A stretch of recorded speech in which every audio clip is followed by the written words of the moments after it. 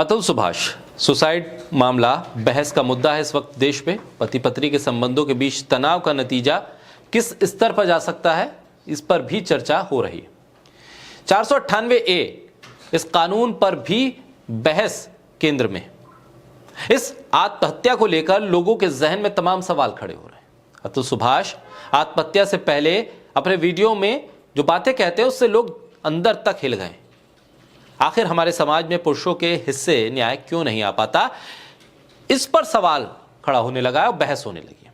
लेकिन इस बीच बीजेपी के स्टार सांसद कंगना रनौत, उनका बयान आया। हर मुद्दे पे वो कहीं ना कहीं से बयान दे देती हैं, इस मुद्दे पर भी उनका बयान आया। और इस बयान के बाद कंगना रनौत फिर चर्चा में है। दरअसल उनका बयान जो है वो सुनने के बाद एक ही सवाल जहन में आ रहा है कि क्या संजीदगी और जो गंभीरता किसी मुद्दे को लेकर एक सांसद के भीतर होनी चाहिए, वो क्या कंगना में बहुत हद तक कम हो गई है। तभी मुद्दे को बिना जाने बिना समझे आप एक लाइन को पकड़ते हैं और उसी लाइन को दोहराते रहते हैं, ये बिना समझे हुए कि जिस मुद्दे पर आप बोल रहे हैं उसकी जानकारी आपके पास नहीं। बीजेपी की सांसद ने कहा कि इस तरह के मामले के आने के बाद रिव्यू तो करना चाहिए। इस तरह की घटना से निपटने के लिए कुछ ना कुछ अलग बॉडी होनी चाहिए। हम शोक में भी हैं, शौक में भी हैं। दिल दहलाने वाला वीडियो है। रिश्तों को लेकर जो संबंध बन रहे हैं, उन रिश्तों के बिगड़ने को लेकर लोगों में एक आक्रोश भी है। लेकिन उन्होंने एक बात कही।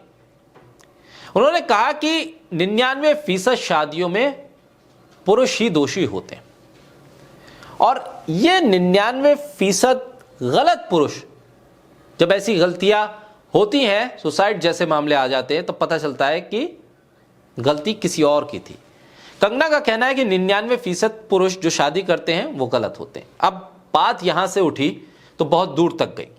लोगों ने सवाल करना शुरू कर दिया कि भाई अगर 99% शादी करने वाले पुरुष गलत होते हैं, जिनकी वजह से ऐसी घटनाएं होती है, तो फिर प्रधानमंत्री नरेंद्र मोदी से जोड़कर लोग सवाल करने लगे।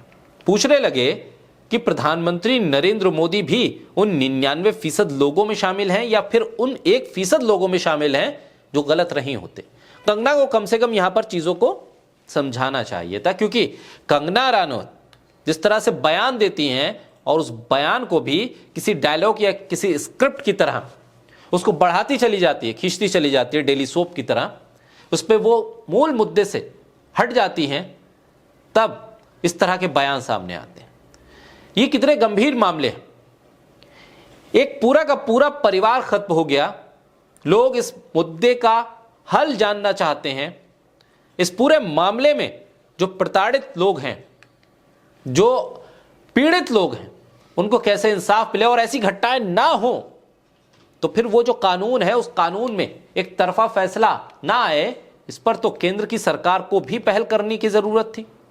बीजेपी की सांसद के तौर पर कंगना को अपने ही सरकार से सवाल करना चाहिए था और बताना चाहिए था कि इस मामले में जल्द से जल्द चीजों को सॉर्ट आउट किया जाए और इस कानून में जो बदलाव जरूरी हैं उन जरूरी बदलावों को किया जाए, क्योंकि जब इस तरह की घटनाएं होती है तभी लोगों का आक्रोश भी आता है और तभी इस तरह के कानूनों पर नजर जाती है।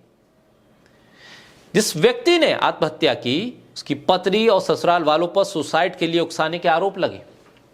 बेंगलोर में AI इंजीनियर 24 पन्नों का सुसाइड नोट देता है और वीडियो बनाता है, और कंगना कहती हैं कि 99% शादी करने वाले पुरुष गलत होते हैं, जिनकी वजह से ये घटनाएं होती हैं। अब सवाल यही था कि दरअसल संसद के भीतर बीजेपी के न जाने कितने शादीशुदा सांसद हैं। कंगना क्या उनमें भी ये तय कर पाएगी कि कौन सा सांसद सही है और कौन गलत है। वो 99% का जो ब्रैकेट उन्होंने इतना बड़ा दिया है, उसमें तो समाज का हर तबके का, हर पार्टी का, हर पद पर बैठने वाला व्यक्ति जो पुरुष है और शादीशुदा है वो उस पर शामिल हो जाएगा। और फिर समाज में फिर उस 1% की कैटेगरी में आने वाले लोग कौन से हैं, इसको भी कंगना कम से कम समाज के सामने रख देती तो शायद साफ हो जाता कि भाई ये लोग बहुत अच्छे हैं और बाकी जो बचे हैं उनसे सावधान रहिएगा। बहरहाल एक सांसद के तौर पर उनके दिए गए बयान हमेशा सुर्खियों में रहते हैं। उनमें गंभीरता चाहे कम हो, लेकिन उसमें टीआरपी बहुत होती है।